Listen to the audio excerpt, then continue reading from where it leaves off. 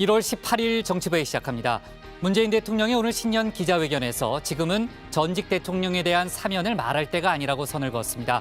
사면을 검토한 적도 없고 사면이 대통령의 고유 권한이긴 하지만 국민적 공감대가 우선이라고 강조했습니다. 특히 과거의 잘못을 부정하면서 사면을 요구하는 건 국민의 상식이 용납하지 않을 거라고 했습니다. 여당에서 처음 사면론을 꺼냈던 이낙연 대표는 대통령의 뜻을 존중하고 대통령 얘기대로 사면 문제가 매듭지어져야 한다고 말했습니다. 자, 신반장, 사면 외에도 오늘 주목할 만한 문 대통령 발언이 많았죠? 네, 그렇습니다. 문 대통령은 부동산 안정화에는 성공하지 못했다면서 예상을 뛰어넘는 부동산 공급 대책이 곧 나올 것이다. 나도 기대하고 예상을 있다. 뛰어넘는. 네, 그렇게 말했습니다. 또 추미애 법무장관과 윤석열 검찰총장의 갈등에 대해서도 송구하다라고 말했고요.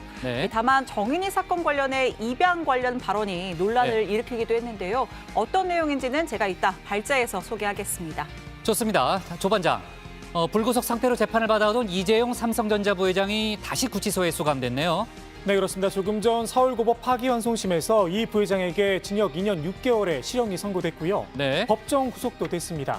재판부는 이 부회장이 적극적으로 뇌물을 제공했다 이렇게 판단을 했습니다. 좋습니다. 오늘 준비한 소식 많고요. 뉴스도 많습니다. 들어가서 본격적으로 정치부회의 문을 열겠습니다.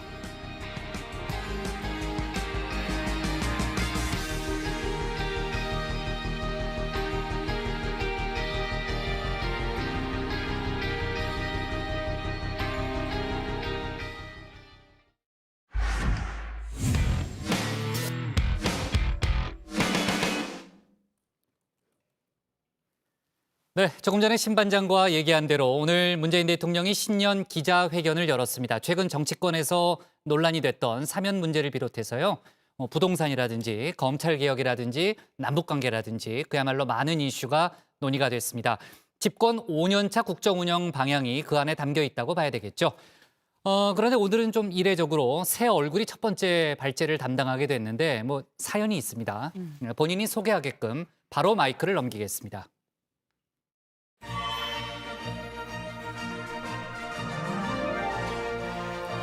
바로 청와대를 연결하겠습니다. 박 기자. 지금 제 얘기하시는 거? 응, 아니야. 박민규 기자. 박 기자 어서 오세요. 1, 2, 3, 0. 1, 2, 3, 0. 자, 제가 받은 팻말은 45번입니다. 지목을 하게 되면 이걸 흔들어야 될지, 이걸 얼굴을 완전히 가려야 될지. 하여튼 최선의 노력을 해서 질문을 해보도록 하겠습니다. 네, 맞습니다. 지난주까지 청와대 현장에서 소식 전해드렸지만요. 오늘은 정치부회의 스튜디오에 나왔습니다. 박준우 야당반장이 휴가를 가서 야당반장 이름표 달고 당당히 섰지만 분명 청와대 담당입니다. 처음 오는 반장들은 뒷순서에 원래 발제를 한다고 하는데 오늘 저는 1번입니다. 문재인 대통령 신년 기자회견에 저도 랜선으로 참석을 했습니다. 자, 온라인 참석을 하다 보니까 이런저런 일도 있었는데 이따 소개하도록 하고요. 문 대통령의 주요 발언부터 짚어보겠습니다. 먼저 회견 시작하자마자 문 대통령이 솔직히 말씀드리겠다라고 한 문제가 있습니다. 들어보시죠.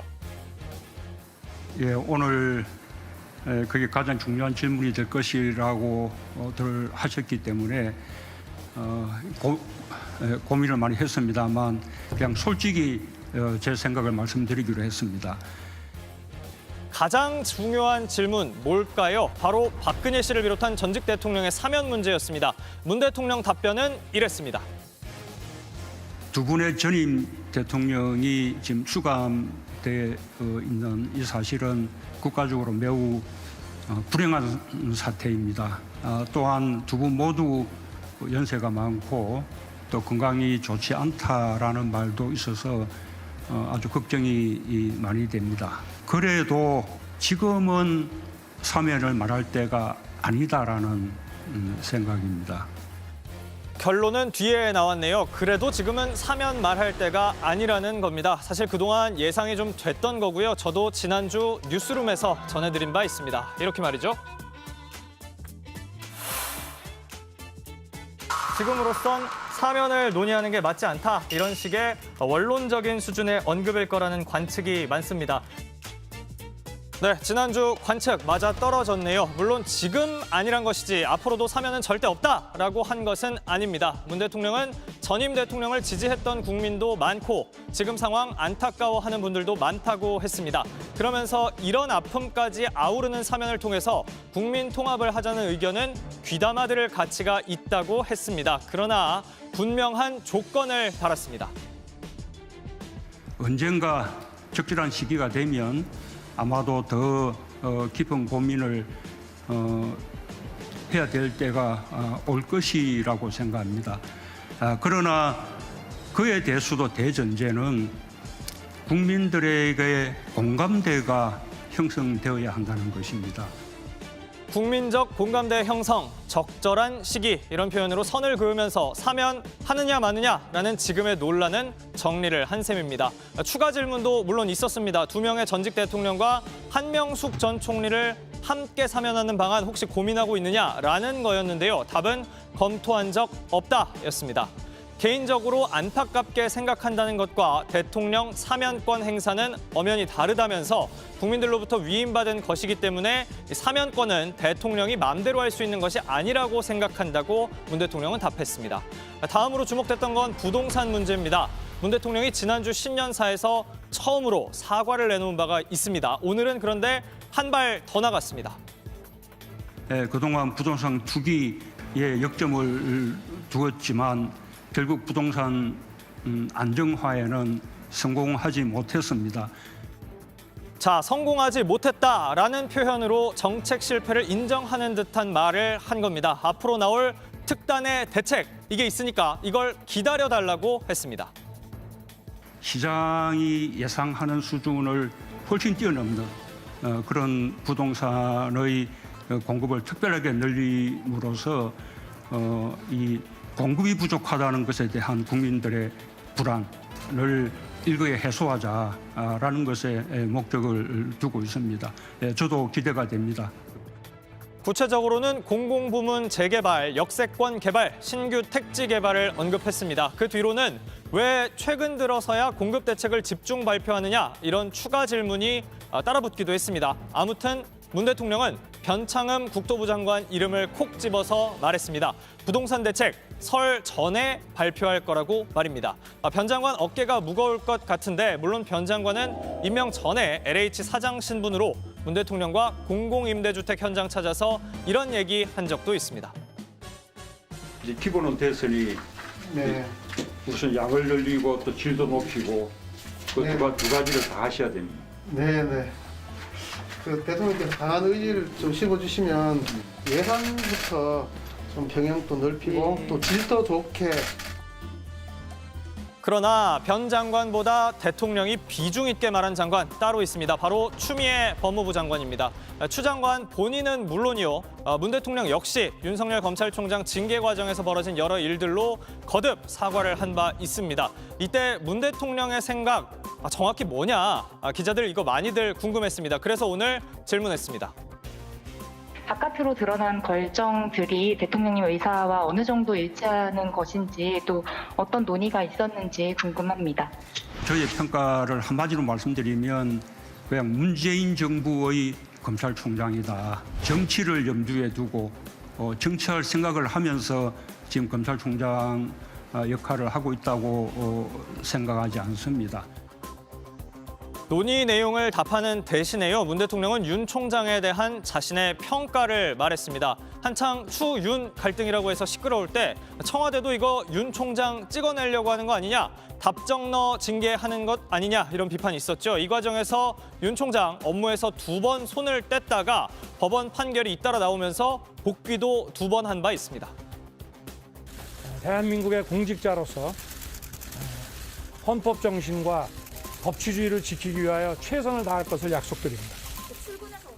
오늘 문 대통령은 윤석열 총장은 문재인 정부의 검찰총장이다. 이 말에 더해서요. 검찰총장 임기제가 확실히 보장되면서 검찰은 정치적 중립을 보장받고 있다고 했습니다. 그동안 월성 원전 수사를 놓고 윤 총장에게 또 앞서 감사를 벌였던 최재형 감사원장에게도 공격 있었습니다.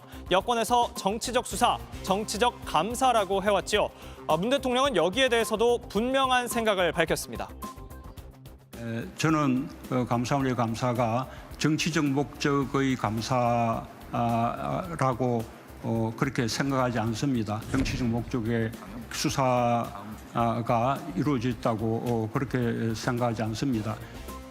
사실 오늘 회견 먼저 방역 관련 질문으로 시작하기로 했습니다. 그런데 질문은 아무래도 정치 쪽에 집중이 됐습니다. 그러다 보니 이런 일도 있었습니다. 우리 첫 테이프를 정치로 끊으시는 바람에 다시 좀 방역으로 이렇게 돌아갔으면 좋겠고요. 예, 이제 그러면 방역 관련 질문하실 분만 회말을 들어주시기 바랍니다. 방역은 너무 잘하니까 별로 질문이 없으신가요? 여기서 잠깐만요. 아니 박 관장 새로 와서 기자회견도 참석을 했다면서 도대체 뭐 한 거냐 궁금하신 분들 있을 텐데요. 저 열심히 했습니다. 66번 기자님 네, 부탁드릴까요? 66번. 저는 45번인데.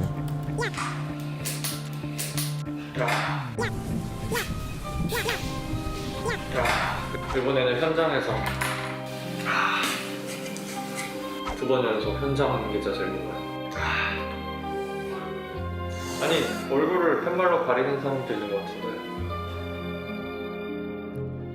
네, 아침 일찍부터 이랬습니다. 저는 절실을 했는데 이 마음이 여기 상암동 JTBC에서 청와대까지 닿지는 못했던 것뿐입니다. 못 다룬 내용은 들어가서 얘기하겠습니다. 자, 청와대, 아니 야당 발제 정리하겠습니다. 사상 첫 랜선 기자회견, 사면 말할 때 아니다. 선거은 문 대통령.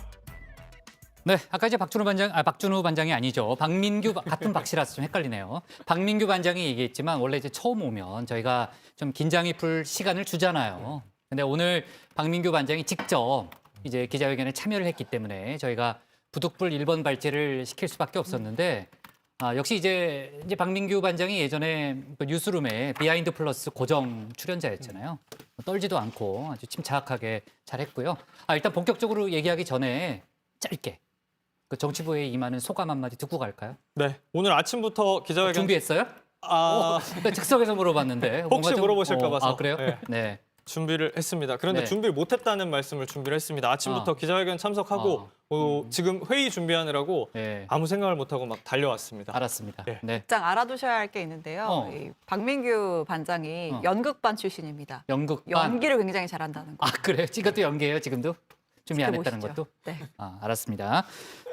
자, 오늘 처음 랜선 회의에 참여해 보니까 어떻든가요? 아무래도 이 코로나 상황 때문에 사상 초유의 랜선 회견에 참석을 했는데요. 뭐 보셨다시피 팻말 이 번호표 열심히 들었지만 문 대통령의 지목을 받지는 못했습니다. 그거예요? 제가 지금 한번 가지고 나와봤는데요. 가지고 계속 아침부터 어제도 이제 끌어안고 근데 그거는 네. 청와대에서 준 거예요? 그렇습니다. 이 그래요? 청와대 출입 기자단 중에서 기자회견에 참석하는 잠깐 기자들에게 준 건데 욕심내지 마시고 제가 45번이었거든요. 알았어요. 그걸 또 가져가시네요. 근데 아까 보니까 그 질문이 이제 뭐 정치나 이런 몇 군데 몰리던데 방역까지 그랬어요. 방역에 손 들었으면 됐을 것 같았어요. 손은 계속 들었습니다. 들었어요? 네, 방역 관련 그래요? 질문도 하고 싶었는데 네. 여의치가 않았습니다. 네. 그러니까 20명은 현장에 있었고 100명은 이제 온라인으로 한 거잖아요. 그렇습니다. 그것도 뭐 추첨을 하거나 이런 거예요? 네, 20명 현장 참석 기자뿐만 아니라요. 100명 온라인 참석 기자들도 그래요? 추첨을 했습니다. 그래서 그래서 박 반장이 거기서 된 거네. 그렇습니다. 저도 이 추첨해서 이래봬도 된 겁니다. 네, 알았습니다. 자, 좋아요. 뭐 조 반장이었으면은 더 수단과 방법을 가리지 않았겠지만 복장 좀 특이하게 그죠? 한복을 입는다든가 네. 이렇게 좀 눈에 하여튼 띄는 박민규 걸 반장이 했을 오늘 최선을 다했으니까 우리가 격려를 해주고요. 내년에 조금 잘해봐라 이렇게 얘기하고 싶지만 내년엔 또 이런 일이 있으면 안 되겠죠. 코로나 상황이 좋아져서 올해로 이제 마지막이 됐으면 하는 그런 바람이 들고요. 뭐 오늘 어떻게 진행이 됐어요, 이 반장? 네, 오늘 회견의 주제는 위기에 강한 나라, 든든한 대한민국이었습니다. 온라인에 참여한 오전 10시에 시작을 했고요. 당초 예정된 100분을 20분 정도 넘겨서 12시에 끝났습니다. 방역과 사회, 정치, 경제, 외교, 안보 이렇게 3개 분야로 나눠서 진행이 됐습니다. 네. 자, 아까 이제 뭐 질문 경쟁이 워낙 치열하고 박민규 반장이 여러 번 들었지만 결국은 이제 지목이 되지는 못했죠. 역시 이제 가장 큰 관심은 사면에 몰렸죠. 네, 첫 질문부터 이제 사면이 나왔는데요. 이제 맥락이 있죠. 문재인 대통령이 새해에 제시한 키워드 중에 통합, 포용 이런 거를 이제 제시를 했기 때문에 그런 건데요. 사면을 염두에 둔 표현이 아니냐라는 이야기가 이제 나왔었습니다. 하지만 문 대통령은 포용 얘기는 코로나로 인한 사회적 격차에 대한 것이었다면서 사면에는 선을 그었고요. 선고가 끝나자마자 돌아서서 사면을 말하는 건 말이 안 된다고 했습니다. 한번 들어보시죠.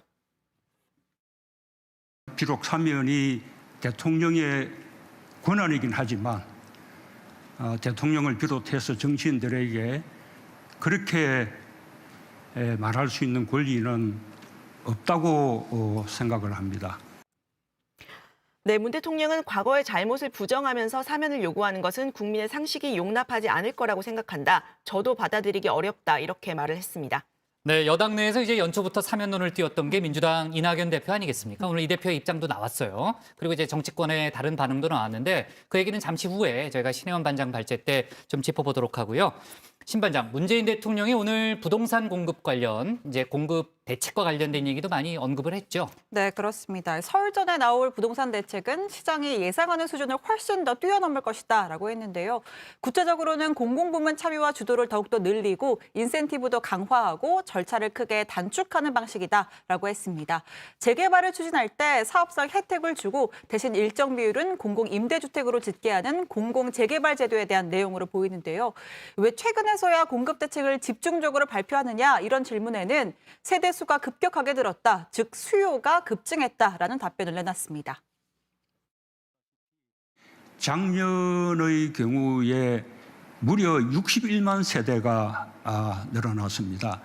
이 주택 그 수요가 예측할 수 없었던 정도로 이렇게 늘어났기 때문에 네, 이어서 문 대통령은 저출산 상태가 오래됐고 젊은 층 인구가 감소하고 있지만 그럼에도 분가를 하게 되기 때문에 세대 수는 갈수록 늘게 되어 있다라고 설명했습니다. 이번 대책에 전세 물량을 늘리는 것도 포함이 돼 있다고 설명을 했는데 구체적인 건 국토부의 발표를 기다려봐야 할 것 같습니다. 네, 자 최근에 이제 문재인 대통령이 부동산 정책이 잘 먹히지 않는 부분을 지적하면서 좀 사과를 했잖아요. 네, 오늘 이제 문재인 대통령의 사과가 또 나왔습니다. 그러니까 법무부와 검찰 사이에 갈등을 언급하면서 관련된 언급을 한 거죠. 네, 그렇습니다. 국민들께 정말 송구스럽다 이렇게 밝혔습니다. 법무부와 검찰은 검찰 개혁이라는 과제를 놓고 협력해 나가야 하는 관계인데 갈등이 부각됐다면서 사과를 한 겁니다. 그러면서도 이런 갈등은 민주주의의 일반적 과정이다. 즉 얼마든지 생길 수 있는 일이라고도 했습니다. 민주주의 국가에서 특별한 일이라고 생각하지 않습니다. 오히려 우리나라 민주주의가 보다 건강하게 그렇게 발전하고 있는 것이라고 생각합니다. 그리고 또 법무부의 그 징계 청구 그리고 윤석열 검찰총장 직무 배제 조치에 대해서 법원이 제동을 걸었었죠. 여기는 상권 분립이 제대로 이루어지고 있는 것이라고 평가를 했습니다. 다만 긍정평가를 하면서도 추미애 장관과 윤석열 총장 사이에 개인적인 감정 싸움처럼 비쳤던 부분까지는 좋았다는 것은 아니다. 이렇게 분명히 선을 그었습니다. 네. 자, 문재인 대통령이 오늘 윤석열 검찰총장에 대해서 문재인 정부 검찰총장이다 이런 표현을 했습니다. 그러니까 사실 이제 그동안 최근에 이제 여당 쪽이 좀 보여왔던 그런 기류하고는 조금 좀 달라 보이는데 아무튼 그 윤 총장의 임기 관련한 부분에 대해서도 문 대통령이 좀 선을 그었다 이렇게도 볼 수 있겠네요. 그렇습니다. 자신이 직접 임명한 윤 총장에 대한 여전한 신뢰를 표했다라는 해석이 많습니다. 그동안 논란을 문 대통령이 또 직접 매듭 짓기 위한 말로도 보입니다. 윤 총장뿐만 아니라요. 최재형 감사원장에 대해서도 여권에서는 사퇴까지 요구를 해왔습니다. 월성원전 관련 수사 그리고 감사 이걸 놓고 이거 무슨 정치적으로 다른 뜻 있는 거 아니냐라고 강력 비판을 해왔죠. 두 사람 문 대통령이 아시는 것처럼 임명을 했습니다. 문 대통령은 이런 정치권, 특히 여권의 의심에 대해서 그렇지 않다라고 딱 잘라 말한 셈입니다. 네, 아무래도 이제 질문이 정치 사회 쪽에 이제 좀 집중될 수밖에 없었죠. 많이 기자들이 이제 궁금해하는 부분이 그쪽에 많으니까 사실 그러다 보니까 상대적으로 방역 부분에 대한 질문이 많지는 않았죠. 그렇습니다. 방역 관련 질문을 문 대통령이 계속 좀 해달라고 다시 이 본 궤도로 좀 돌려놓으려는 시도가 많았는데 청와대 쪽에서 들리는 얘기는 이랬습니다. 준비를 아주 다양하게 했고 특히 질문을 최대한 많이 20개 넘게 좀 받는 게 대통령 목표다라고 했는데 실제 뭐 20개 넘게 받기는 했습니다만 코로나 백신 확보, 이 방역에 대해서는 백신 확보에 대해서 문제 없다는 입장을 문 대통령은 강조했습니다. 백신 접종에 대해서도요. 혹시나 하는 불안감 갖지 않아도 될 거라고 말했습니다. 그 백신은 충분히 빨리 도입이 되고 있고 또 충분한 물량이 확보가 되었습니다. 안전성을 다시 심사하고 한국식약처가 허가한 백신에 대해서 국민들에게 접종하게 되는 것입니다. 네, 만에 하나 이 혹시 모를 부작용이 나면 정부가 보상을 하게 된다고도 문 대통령 설명을 했습니다. 대통령을 비롯한 공무원은 뭐 우선적으로 백신 맞을 필요가 없다고 생각한다면서도 만약에 이 국민적인 불안감이 높아져서 솔선수범이 필요한 상황이 되면 대통령이 직접 제일 먼저 백신 맞는 것도 피하지 않겠다고 했습니다. 잠깐 소개해드리면요. 오늘 회견은 사상 처음으로 하는 랜선 회견이었다 보니까요. 중간에 소리가 잘 안 나거나 뭐 그런 일도 있었습니다. 연결 상태가 원활하지 못해서 다음 분으로 넘어갔으면 합니다. 왜 나중에 다시 기회를 드리기로 하고요. I'm sorry, but could you repeat the question, please? 대통령님, 지금 경제를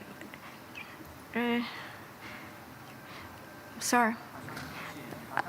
Could you repeat the question, please? I'm sorry.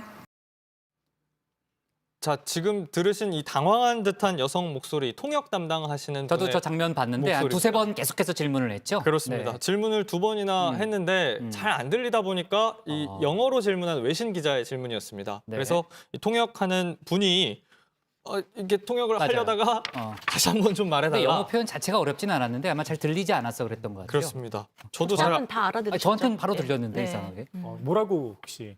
이거 지금 따지지 마요. 지금 네. 기억 안 나요. 예. 저는 잘 안 들렸는데 아무튼 오늘 회견에서는요. 네. 양천 이 아동학대 사건을 계기로 한 아동학대 문제 대책에 대한 질문도 나왔습니다. 여기에 문 대통령이 답하는 과정에서 지금 논란이 되고 있기도 합니다. 네. 자, 뭐 아까도 얘기했지만 오늘 뭐 정말 이례적인 그런 온오프 병행 좀 신년 기자회견이긴 했지만 올해가 마지막이었으면 좋겠습니다. 다시 한번 그 얘기를 좀 하고요. 자, 그 신년 기자회견 내용은요. 바로 뒤에 이제 정치권 반응 포함해서 신혜원 반장 발제 때 추가로 얘기를 해보겠습니다. 오늘 야당 발제 이렇게 정리하겠습니다. 사상 첫 랜선 기자회견 사면 말할 때 아니다 선구은 문 대통령으로 제목을 잡겠습니다. 다음은 신혜원 반장의 발제를 들어보겠습니다.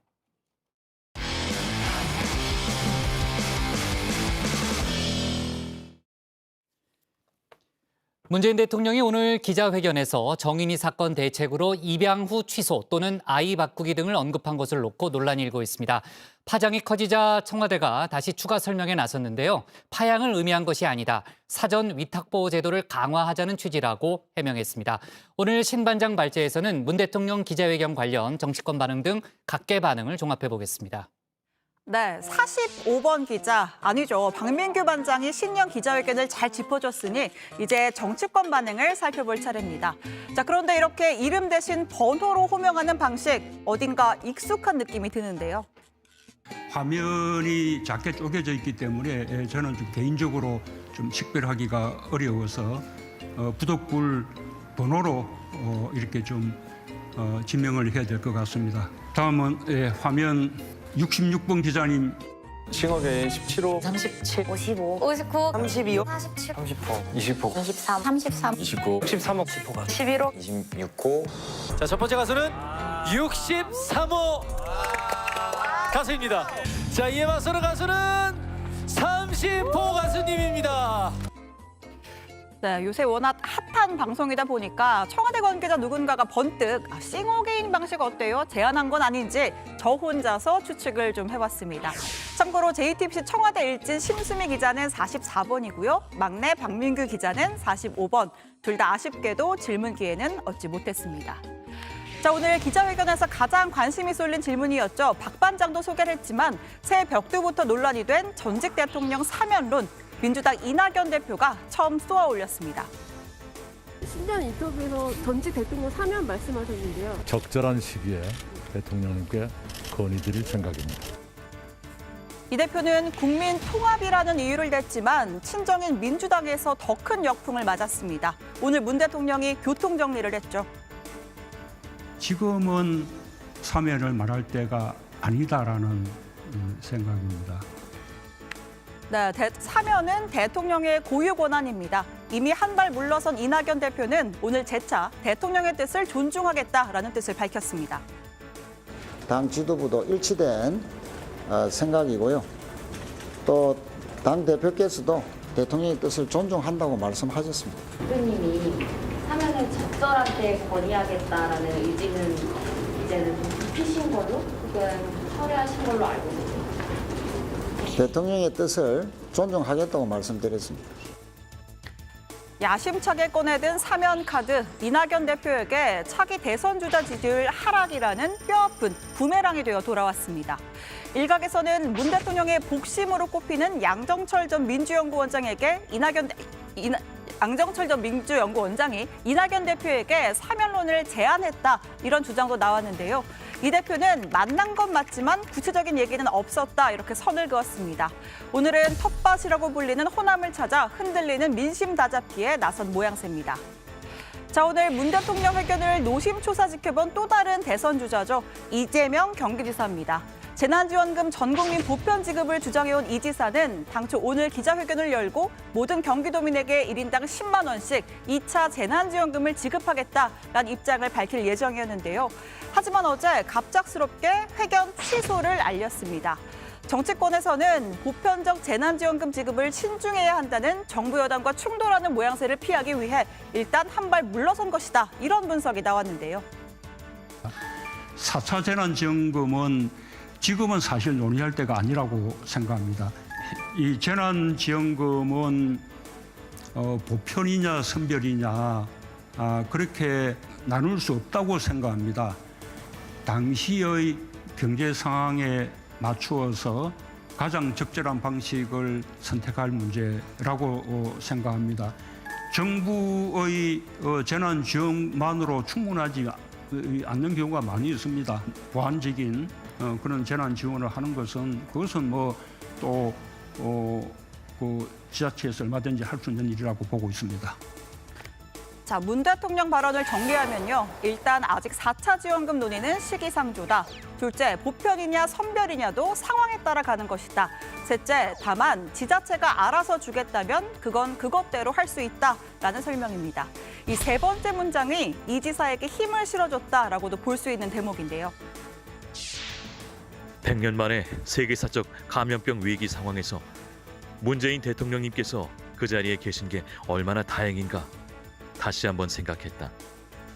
네, 페이스북에 올린 글이었습니다. 자, 오늘 신년 기자회견에 대한 정치권 반응, 마지막으로 가장 논란이 된 대목을 살펴보겠습니다. 최근 온 국민의 가슴을 미어지게 한 입양아동 학대 사건, 이른바 정인이 사건에 대해 답변하는 과정에서 나온 발언인데요. 일단 한번 들어보겠습니다.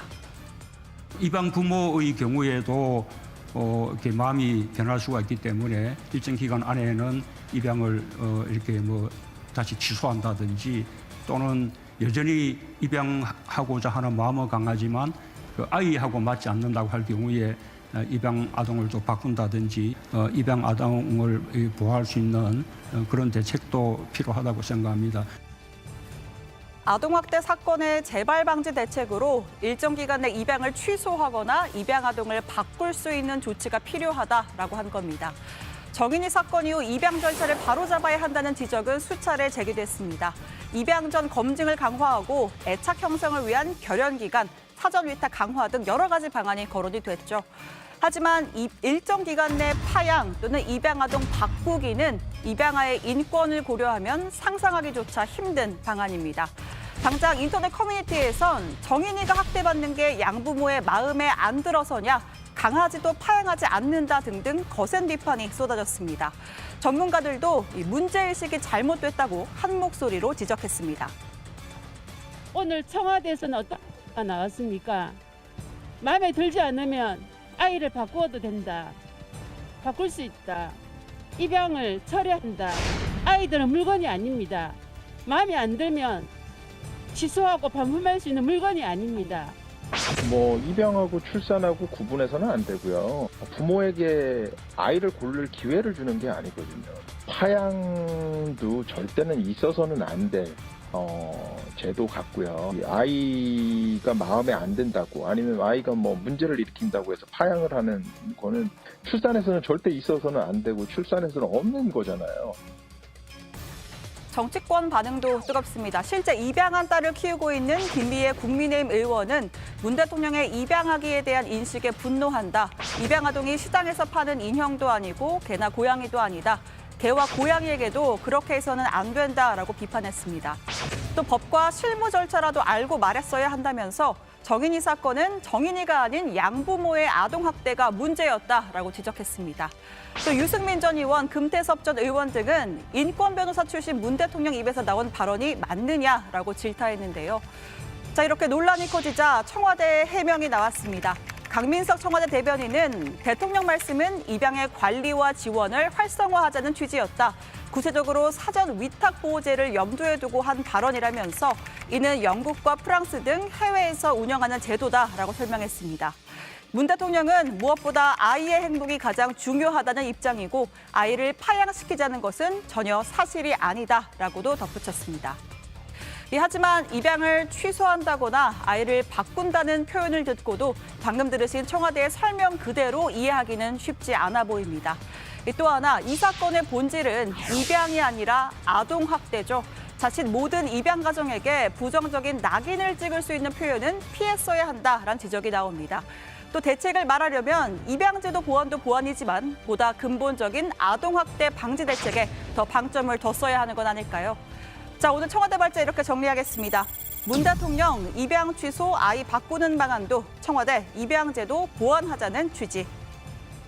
네, 조금 전에 신반장이 소개했던 대로 문 대통령의 이제 입양 관련 발언이 이제 파장을 낳고 있죠. 정치권에서 여러 가지 이제 지금 언급이 좀 나오고 있고 청와대가 추가 해명까지 내놓은 그런 상황이지만 지금 청와대 국민청원까지 올라오는 등 계속해서 논란이 이어지고 있는 상황이죠. 네, 그렇습니다. 오늘 기자회견에서 정리 사건에 대한 질문, 그러니까 아동학대 사건을 방지할 대책이 무엇입니까? 이렇게 질문이 있었는데요. 일단 그 대목부터 좀 들어보시죠. 정말 요즘 아동학대 또 그렇게 해서 죽음에까지 이르게 되는 그런 사건들을 보면서 정말 마음이 아픕니다. 이 국민들 뭐 얼마나 가슴이 아플까 싶습니다. 그에 대해서 우리가 제대로 이렇게 대책들이 마련돼 있지 않았다. 뭐 이런 지적에 대해서 겸하게 받아들입니다.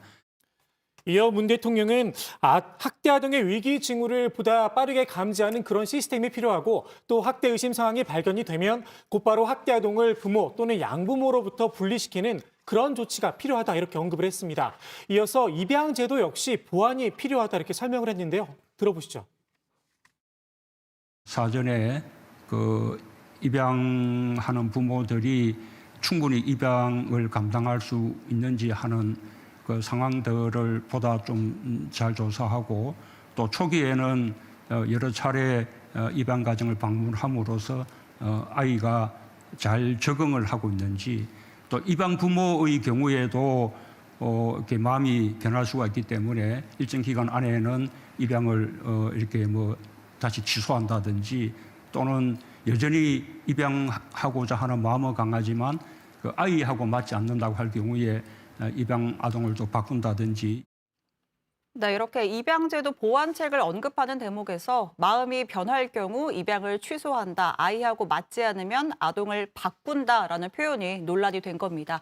사실 정인이 사건을 입양 자체의 문제라거나 입양 부모와 아이가 맞지 않아서 생긴 일이라고 치부를 한다면 그건 다른 입양 가정을 부정하거나 피해자인 정인이에게 문제가 있다라고도 해석할 수 있기 때문입니다. 당장 정치권에서도 비판이 나왔는데요. 아동학대에 대한 본질과는 다른 발언으로 자칫 입양에 대한 편견과 입장에 대해 오해를 야기할 수 있는 매우 부적절한 발언입니다. 이 부분에 대한 대통령의 분명한 해명이 요구됩니다. 정인이 사건 방지책은 결국 교환 또는 반품인 건지 궁금합니다. 입양 부모의 마음이 변할 수 있기 때문에 취소하거나 아동을 바꿀 수 있다는 대목에 이르러선 귀를 의심했습니다. 인권 변호사였다는 대통령의 말씀 그 어디에도 공감과 인권 그리고 인간의 존엄은 없었습니다. 듣는 우리가 부끄러웠습니다. 네, 뿐만 아니라 입양 관련 단체들도 일제히 반발했습니다. 미혼모 단체 한국한부모연합 등 시민단체가 오늘 청와대 앞에서 저렇게 기자회견을 열고 아이는 물건이 아니다, 반려견도 이렇게 하지 않는다라면서 현장의 목소리를 들었다면 나올 수 없는 대책이었다라고 질타했습니다. 저도 전국 입양가족 연대 측 관계자와 직접 통화를 해서 이야기를 들어봤는데요. 한번 들어보시죠.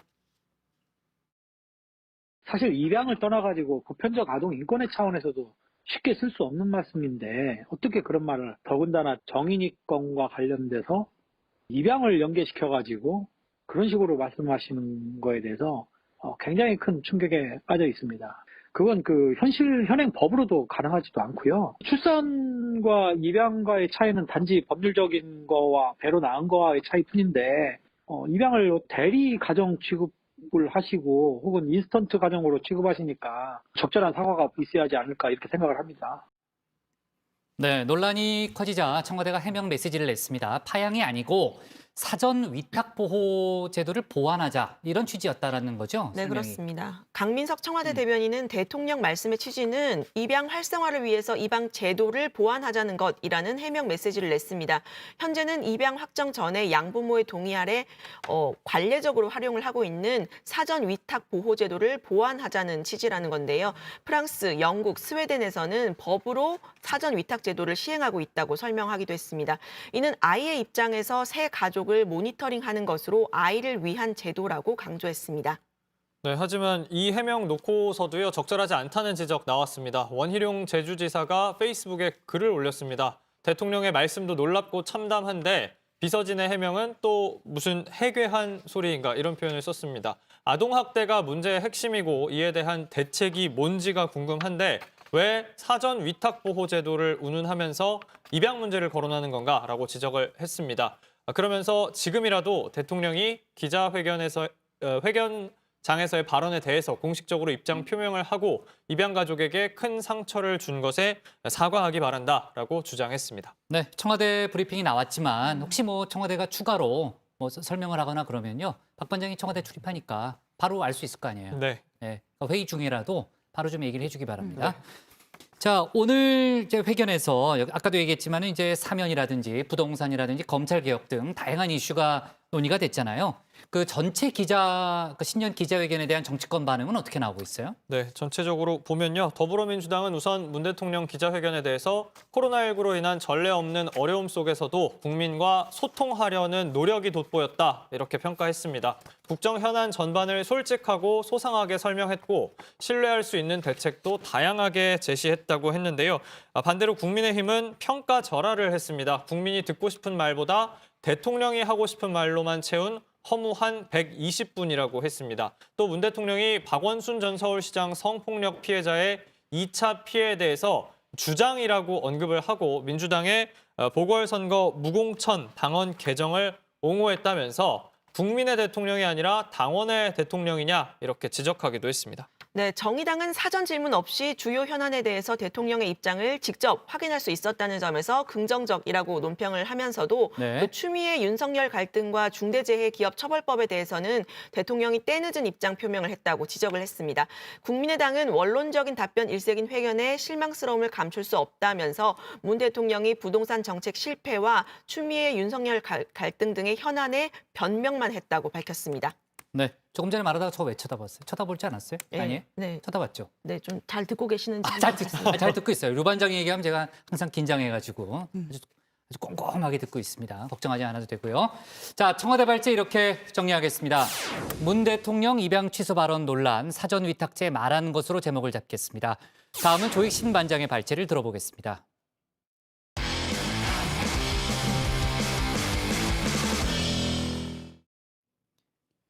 전직 대통령 박근혜 씨와 최소원 씨에게 경영권 승계 등을 도와달라는 청탁과 함께 뇌물을 건넨 혐의를 받아왔죠. 이재용 삼성전자 부회장이 오늘 오후 열린 파기환송심에서 징역 2년 6개월의 실형을 선고받았습니다. 이 부회장은 곧바로 법정 구속이 됐는데요. 관련 내용을 조익신 반장이 정리해봤습니다.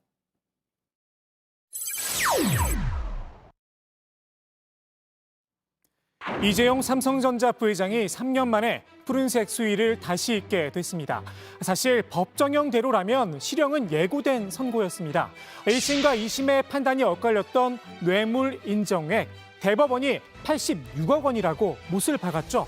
최서원 씨에게 제공했던 말이 결국 덫이 됐습니다. 실질적인 사용 처분 권한이 피고인 최서원에게 있다는 의사의 합치가 있었다고 볼 수 있으므로 피고인들이 최서원에게 말들을 뇌물로 제공하였다고 볼 수 있습니다. 이 회장 측은 신동빈 롯데그룹 회장의 예를 들며 선처를 호소하기도 했습니다.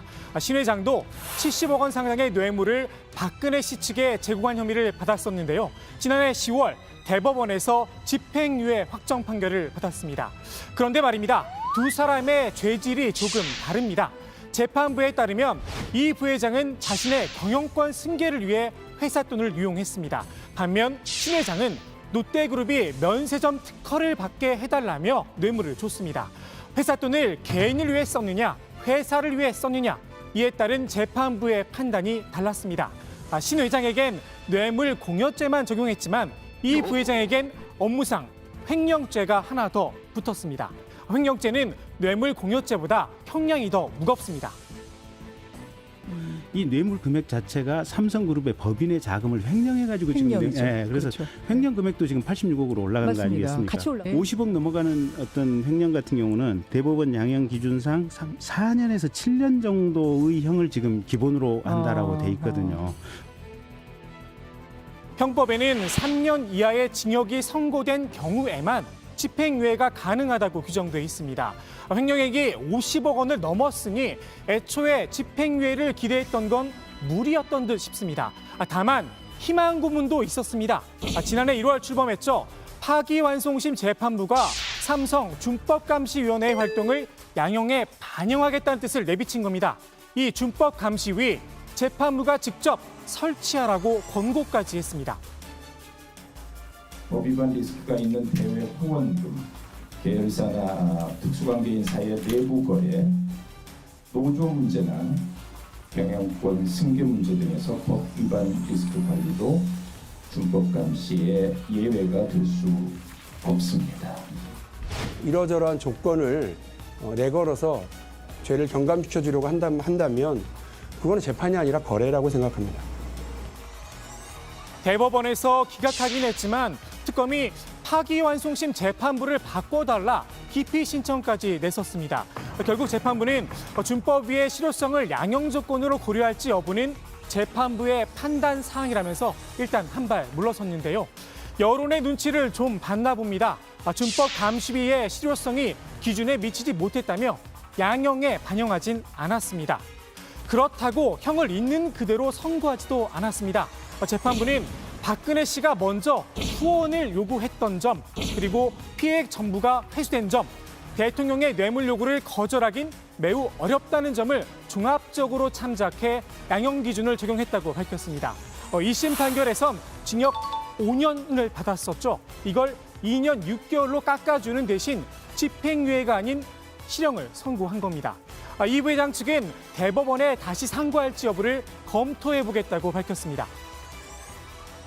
준법 감시에 대해서 조금 검토해서 말씀드리겠습니다.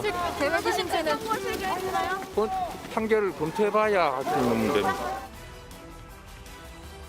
이 부회장은 앞서 파기환송심 최후 진술에서 이런 말을 꺼냈습니다.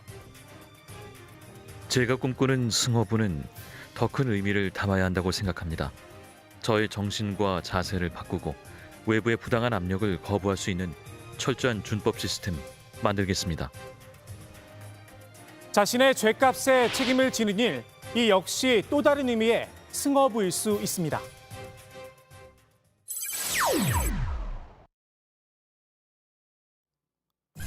추락하는 것은 날개가 있다라는 말이 있죠.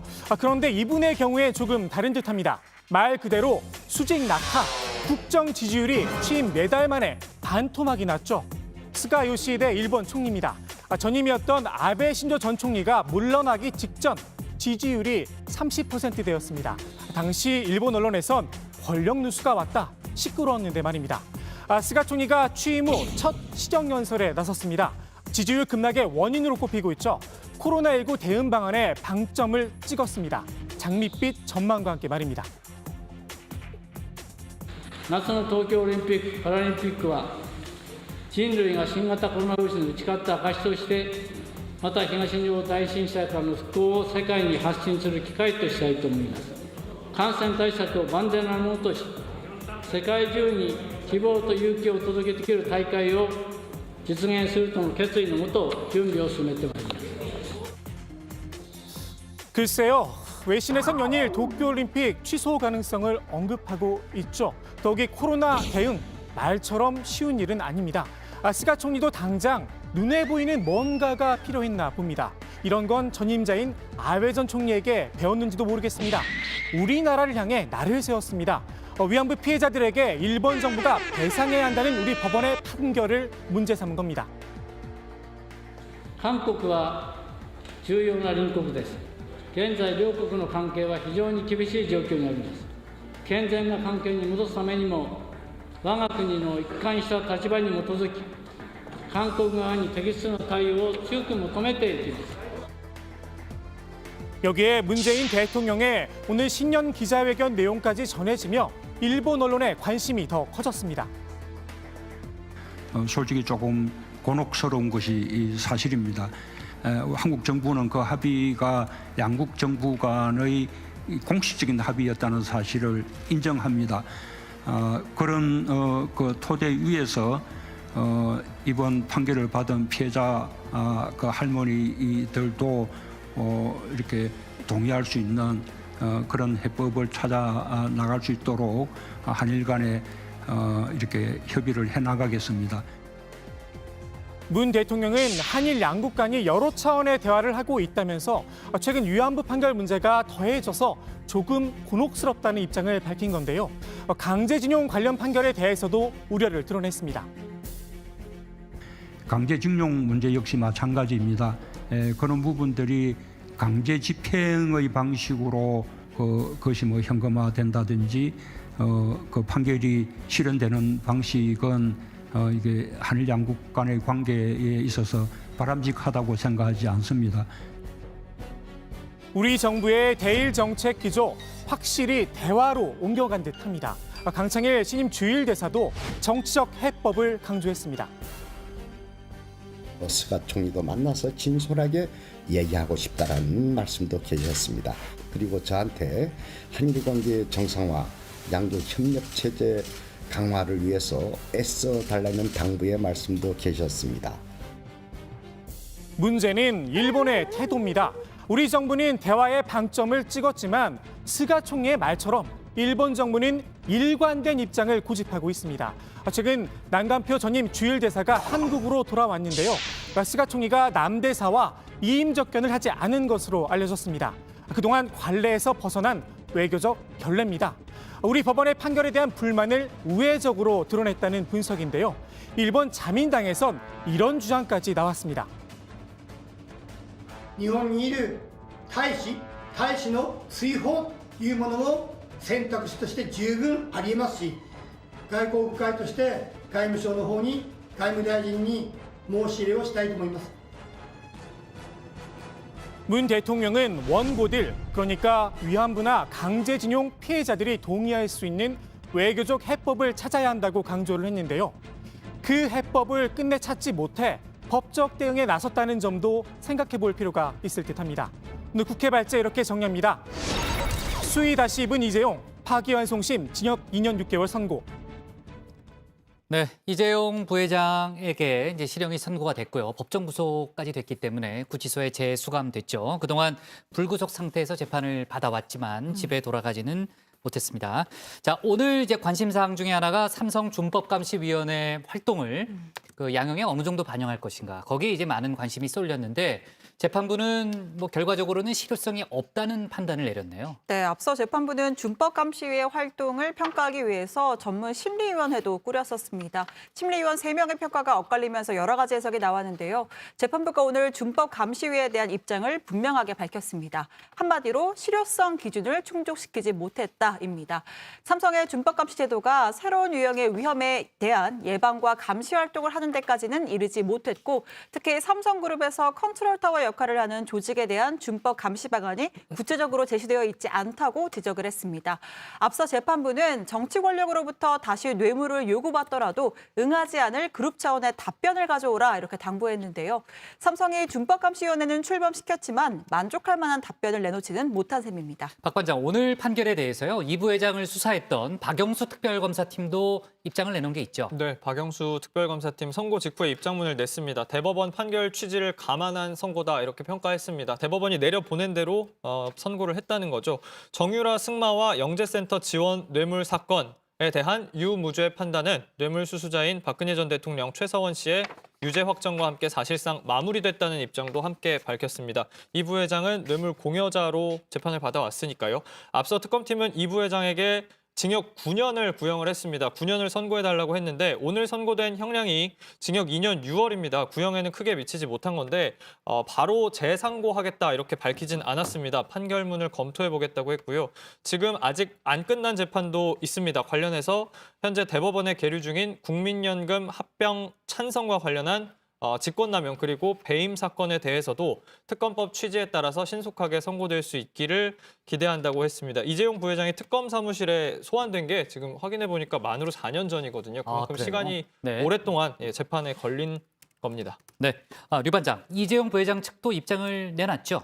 네, 이 부회장 측 변호인은 실형이 선고되자 유감을 표명했습니다. 변론을 맡았던 이인재 변호사는 이 사건의 본질은 전 대통령의 직권남용으로 기업이 자유와 재산권을 침해당한 것이라면서 그런 점을 고려해 볼 때 재판부의 판단은 유감스럽다고 밝혔습니다. 다만 준법감시위의 실효성을 부정한 재판부의 판단이나 재상고 여부에 대해서는 판결을 검토해봐야 알 수 있을 것 같다면서 말을 아꼈습니다. 네, 아까 이제 조 반장도 설명했지만 기본적으로는 실형이 유력했지만 이제 뭐 삼성 준법감시위원회는 어느 정도 이제 반영할 것인가의 문제였고, 사실 이제 실형이 예고되면서도 동시에 또 법정 구속을 할 거냐 말 거냐 이 부분에서도 좀 관심이 있었는데 결과론적으로는 법정 구속이 됐네요. 네, 그렇습니다. 이 부회장은 징역 2년 6개월 실형이 선고되자 한동안 정면을 응시한 채 침묵을 지켰다고 합니다. 최후 진술 기회도 할 말이 없다라고 하면서 생략을 했다고 하는데요. 최후 진술도 안 했군요. 네, 안 했습니다. 네. 재판부가 법정을 떠나자 이 부회장은 자리에 앉아 등을 돌린 채 변호인과 몇 마디를 나눈 뒤에 곧바로 법정 구속이 됐습니다. 네, 본인으로서도 좀 충격을 받은 그런 모양이군요. 지금 서울구치소로 갔습니까, 조 반장? 네, 그렇습니다. 이 부회장은 2018년 2월 항소심에서 집행유예를 선고받고 풀려난 지 약 3년 만에 다시 서울구치소에 수감이 됐습니다. 아직 이 부회장이 대법원에 지상고를 할지 여부가 결정나지 않았는데요. 일단 형이 확정될 때까지는 서울구치소에 머물 걸로 보입니다. 신 반장, 이재용 부회장 선고에 대해서 정치권도 입장을 내놨죠? 네, 정치권에서는 일제히 존중한다라는 논평이 나왔습니다. 민주당은 국정농단 사건이 대한민국의 근간을 흔들고 국민을 농락한 헌법유린 사건임이 명백해졌다 이렇게 밝혔고요. 정의당은 재벌 총수에게 곧잘 선고됐던 집행유예가 선고되지 않았다는 점은 다행이라면서도 국정농단이라는 국기문란 범죄에 가담한 공범에 대한 단죄로는 아쉬운 판결이다 이렇게 평가했습니다. 열린민주당은 죄질에 비해선 턱없이 부족한 형량이라는 점은 유감이라는 입장을 밝혔고, 국민의당은 정경유착이라는 구시대적인 사슬을 끊고 미래로 나아가길 희망한다는 논평을 냈습니다. 네, 신 반장이 얘기했던 대로 이제 열린민주당하고 국민의당도 입장이 나왔잖아요. 국민의힘은 따로 논평을 내놓은 게 없습니까, 박 반장? 네, 국민의힘은 당 차원에서 별도로 논평을 내놓지는 않았습니다. 다만 선고 전에 이 별도의 입장은 하나 나왔습니다. 국민의힘의 최승재 의원이 냈는데요. 최 의원은 마치 이재용 부회장 한 사람이 없으면 대한민국 경제가 안 돌아갈 듯이 목청을 높이는 양상이다 라면서 후진적이고 대한민국 경제 규모와 수준을 부인하는 자기 모순이라고 지적했습니다. 경제가 인류가 되고 관료와 정치가 최소한 이류라도 되기 위해서는 오늘의 재판은 공정과 사법정의라는 관점에서 결정되어야 할 것이라고 페이스북에 썼습니다. 네. 이재용 부회장 재판까지 이제 나옴으로써 정말 국정농단 사건에 대한 이제 정말 마지막 국정농단 사건 재판이 정말 마지막 단계로 가고 있군요. 좋습니다. 자, 오늘 국회 발제 이렇게 정리하겠습니다. 수의 다시 입은 이재용 파기환송심 징역 2년 6개월 선고로 제목을 잡겠습니다. 다음은 유정아 반장의 발제를 들어봅니다.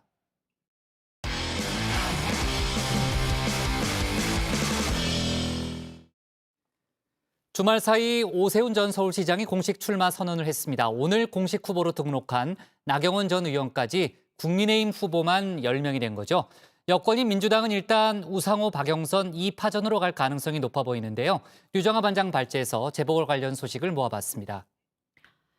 보궐선거가 80일 앞으로 다가왔습니다. 우선 오늘부터 나흘간 공식 후보 등록을 시작한 국민의힘 상황부터 먼저 톡톡방 대화로 살펴보겠습니다. 이미 11명의 후보들이 야권 후보들의 톡톡방, 야톡방에 들어와 있네요. 여기에 오세훈 전 서울시장이 새로 입장했습니다. 오 전 시장의 무기, 재선시장으로서 5년간 쌓은 시정 경험이라고 합니다. 여기에 기존 후보들의 반응은 각각 달랐는데요. 안철수 국민의당 대표는 환영 의사를 밝혔고 나경원 국민의힘 전 의원은 날을 세웠습니다. 오세훈 전 시장의 본격 출마 선언으로 야권은 나경원 전 의원, 안철수 대표와 함께 3파전으로 굳어지는 모양새입니다. 오 전 시장은 서울시장 선거를 통해서 정권 교체의 소명을 이뤄내겠다고 했습니다. 이런 판국에 누가 땀 흘려 일하면 작은 집이라도 마련하고 좀 더 나은 삶을 살 수 있다는 소박한 희망인들 가질 수 있겠습니까? 문재인 대통령은 전 강요와 함께 광화문 광장에 엎드려 국민께 사죄해야 옳습니다, 여러분. 네, 사실 오 전 시장의 출마 선언 열흘 전에도 있었죠. 국민의힘에서는 오늘 오세훈 전 서울시장이 출마를 선언했습니다. 그런데 이 출마 선언 자리에서 출마하지 않겠다는 얘기가 나왔습니다. 한번 들어볼까요? 저는 출마하지 않고 야권 승리를 위해서 최선을 다하겠습니다. 입당이나 합당이 이루어지지 않는다면 저는 출마의 길을 택할 수밖에 없습니다. 네, 이 출마 선언 같기도 하고 아닌 것 같기도 했던 이 조건부 출마 선언. 오 전 시장은 이 부분을 해명하는 데 시간을 오래 썼습니다. 유감스럽게도 이제 사전 통합을 기대하기는 어려워졌습니다. 깔끔하지 못했다는 말씀도 많이 들었고 출마를 바라시는 분들의 뜻을 충분히 헤아리지 못한 점 사과드립니다. 네, 10년 전 시장직을 던져서 여권에 넘겨준 부분에 대해서도 사과했습니다. 서울 시민 여러분과 우리 당에 큰 빚을 진 사람이 이렇게 나서는 게 맞는지 속죄하는 마음으로 그리고 더 큰 책임감으로 이 자리에 섰습니다. 미력 하나마 앞장서서 최선을 다하는 것이 도리라고 생각합니다. 시작부터 사과와 해명에 나선 오 전 시장, 여기에 가장 강한 견제에 나선 사람 나경원 전 의원입니다. 머리를 저처럼 하나로 질끈 묶고요. 오늘 공식 후보 등록도 했습니다. 당장 당내 경선을 앞두고는 있는 나 전 의원, 오 전 시장의 인턴 시장 발언을 문제 삼았습니다. 나 전 의원은 사선 의원과 야당 원내대표, 시장 후보까지 했으니 10년을 쉬신 분보다는 더 잘할 수 있다라고 했습니다. 오 전 시장에게 영화 인턴 시청을 권하기도 했습니다. 아마추어 초보 시장, 1년짜리 인턴 시장, 일 배우다 끝나는 연습 시장의 시행착오와 정책 실험을 기다려줄 여유가 없습니다. 도대체 왜 어떻게 이렇게 출마 선언을 하셨는지 잘 모르겠습니다. 그동안 쭉 계속해서 국회에서 일하면서 풍부한 정치 경험, 국정 경험을 가지고 있는 전 나경원이 위기의 서울 잘 이끌어내겠다는 말씀 드리겠습니다. 네, 독하게 섬세하게라는 캐치프레이즈처럼 바짝 날이 서 있습니다. 중도인 척하지 않겠다. 보수, 우파의 선명성을 추구하겠다고도 했는데요. 짜장과 짬뽕, 짬짜면의 예를 들었습니다. 그러니까 짜장이 우파, 짬뽕이 좌파라고 할 때 둘 다 먹고 싶은 사람이 있다고 해서 짜장과 짬뽕을 큰 그릇에 섞어주진 않는다는 겁니다. 그러면 이도저도 안 된다라는 거죠. 대신 짬짜면을 시켜서 짜장 한 입, 짬뽕 한 입 먹으면 된다고 했습니다. 문재인 정부는 상한 짬뽕을 만들었지만 우리는 맛있는 짜장면을 만들 것이라고도 했습니다. 날이 서 있기는 당 밖의 야권 후보 안철수 국민의당 대표도 마찬가지입니다. 타겟은 조국 전 법무부 장관입니다. 안 대표는 조 전 장관의 부부가 대한민국의 공정과 정의를 시궁창에 처박았다고 비판했습니다. 조 전 장관의 딸 조민 양이 의사 면허를 축하한 사람들을 비판했습니다. 정유라의 말이 범죄 수익이라면 조국 전 장관 딸의 의사 면허 역시 범죄 수익이라는 것을 논리적으로 부인할 수 없을 겁니다. 마지막 양심이라도 있다면 조 전 장관이 직접 나서 딸의 의료 행위나 수련의 활동을 막기 바랍니다. 네, 야권 후보들이 잇따라 날선 발언을 내놓은 배경 중 하나는 보궐선거라는 특징 때문입니다. 전국이 동시에 진행되고 휴일로 지정된 정규 선거와는 달리 투표율이 좀 낮다는 건데요. 10년 전 서울시장 보궐선거는 투표율이 50%가 채 되지 않았습니다. 중도층을 끌어오는 것보다 지지층을 결집시켜서 투표장으로 내보내는 것이 최우선 과제인 셈입니다. 야권 지지층을 결집시킬 또 하나의 무기, 단일화 카드는 일단 잠시 접어뒀습니다. 야권 단일화 문제는 지금 시기적으로 지금 얘기할 때가 아니라고요. 우리 당의 이제 후보가 확정이 되면은 그 확정된 이후에 다른 시장 후보고 단일화를 얘기를 하는 거지. 지금 무슨 단일화를 계속 얘기할 그런 계제가 아니에요. 네, 이번에는 여권 후보들의 톡톡방, 여톡방 상황 살펴볼게요. 그동안 더불어민주당 후보로는 혼자 출마한 우상호 의원 4번째 공약, 미세먼지 공약까지 발표했습니다. 가끔 열린민주당 김진애 의원과 단일화 논의를 하기도 했죠. 이르면 이번 주에 박영선 중소벤처기업부 장관이 톡톡방에 입장할 수도 있다는 얘기가 나옵니다. 여당에서 왜 계속 김동연 전 부총리 얘기가 계속 나오는 걸까? 한번 이유를 살펴봤습니다. 아무래도 첫 번째는 김 전 부총리의 인생 스토리이기 때문인 듯합니다. 개천에서 용난다의 전형적인 인물인데요. 요즘 말로 하면 흑수저 성공시대의 대표적 사례라고 볼 수 있습니다. 네, 휴가 중인 박 반장의 지난주 마지막 발제, 김동연 전 경제부총리 출마설은 잦아드는 분위기입니다. 박 반장 잘 있지? 네, 방금 김 전 총리는 직접 페이스북에 이미 거절의 의사를 분명히 밝혔다라고도 썼는데요. 더불어민주당 박성민 최고위원은 이분에 대한 기대감이 있고 등판해주길 바라는 분위기도 있기는 한데 당에서는 논의되고 있는 바가 없다라고 했습니다. 그러면서 박영선 중소벤처기업부 장관이 출마 결심이 섰다고도 했습니다. 박 장관의 출마 결심, 페이스북에 눈물 사진 포스팅에 담긴 것 아니냐 해석 나왔었는데 실제 눈물 영상까지 주말에 올렸습니다. 많이 드리고 싶은데 지금은 조금 도움이 되게 이제 국민들 세금 모아서 이렇게 하는 거잖아요. 그래서 우시게 죄송합니다.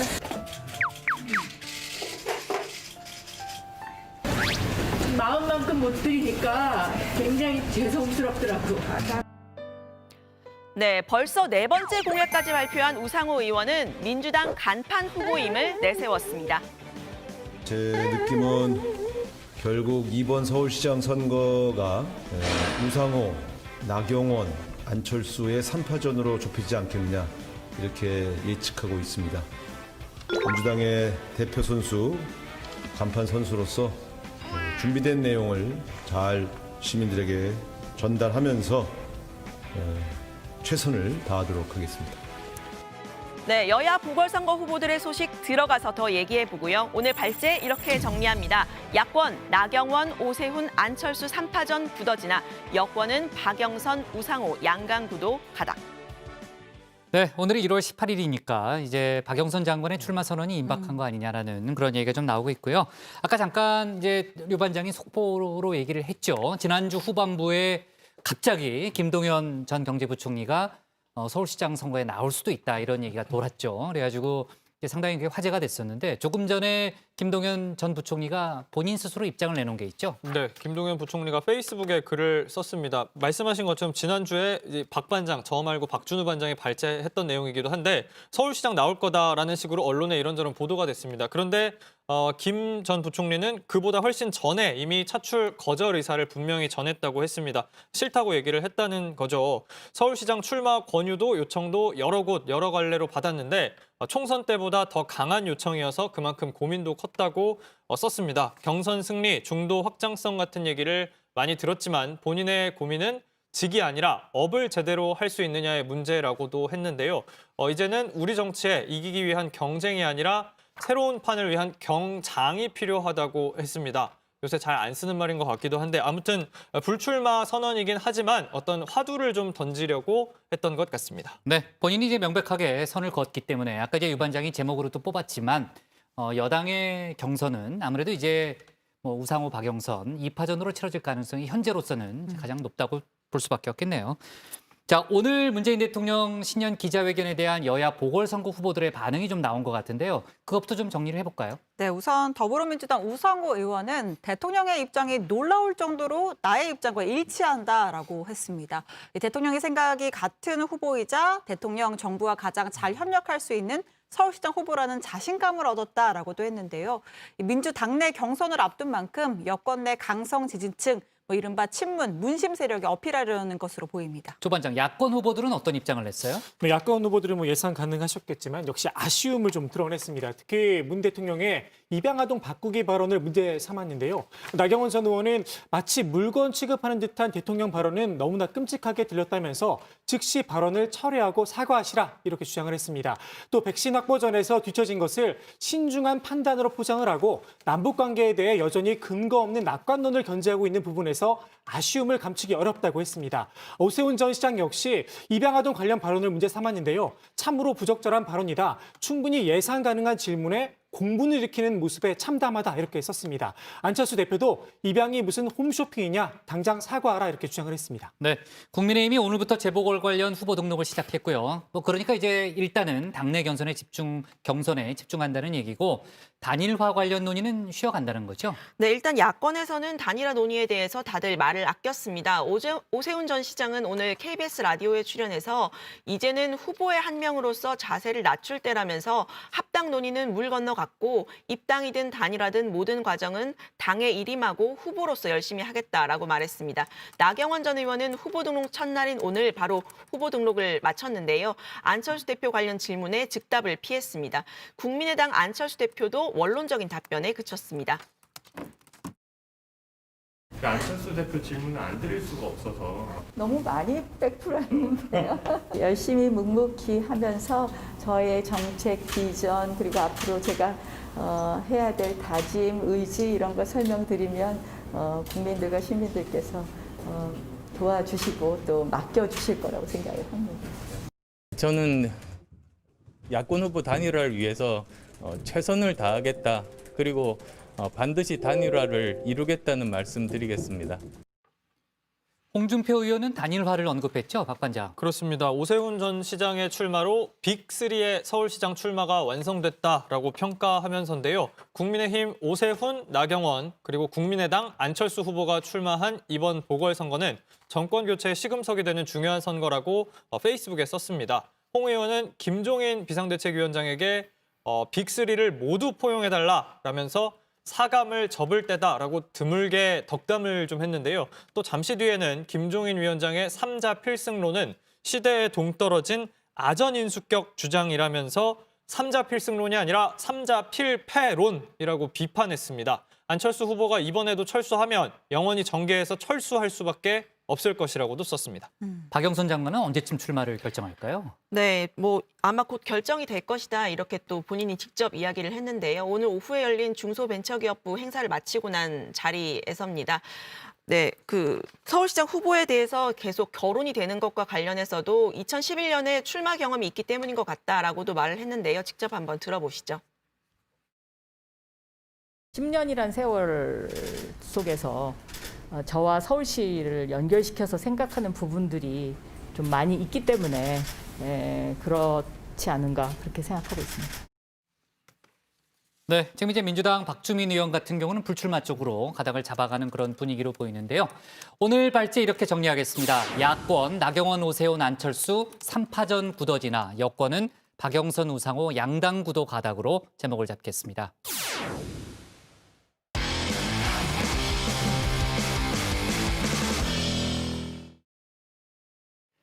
네, 오늘 저희가 밑줄 친 한 줄은요. 기대 반, 걱정 반입니다.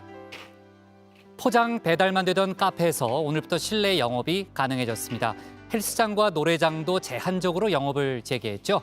거리 두기 기준을 낮추지는 않았지만 방역 조치 일부를 완화시킨 겁니다. 덕분에 자영업자도 손님도 소중한 일상을 조금이나마 되찾은 분위기인데요. 그러나 아직은 기대 반, 걱정 반입니다. 경각심이 느슨해질 경우 언제든 상황은 악화될 수 있기 때문이죠. 방역 조치는 완화됐지만 우리의 책임감은 더 커져야 합니다. 개개인 스스로가 방역 수칙 준수에 더 힘써야겠습니다.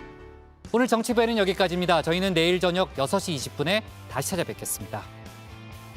네, 박 반장 수고했습니다. 고생하셨습니다. 45번 거 어디 갔어요? 거기 있어요? 여기 좋습니다. 반납해야 돼요? 제가 가져도 됩니다. 아, 그래요?